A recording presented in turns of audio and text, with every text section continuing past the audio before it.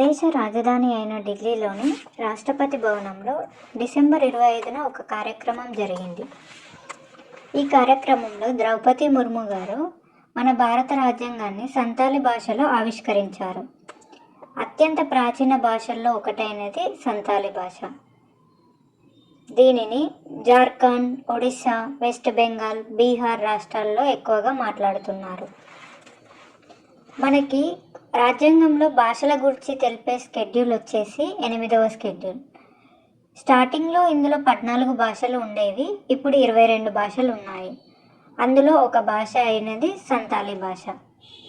సంతాలి భాషను 2003 92వ రాజ్యాంగ సవరణ ద్వారా 8వ షెడ్యూల్లో చేర్చారు.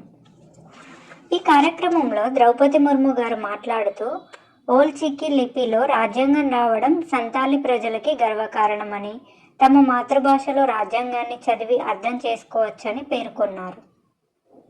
సంతాలి భాషలో రాజ్యాంగాన్ని తీసుకురావడానికి కృషి చేసిన కేంద్ర న్యాయశాఖ మంత్రి అయిన అర్జున్ రామ్ మేఘ్వాల్ బృందాన్ని రాష్ట్రపతి గారు అభినందించారు.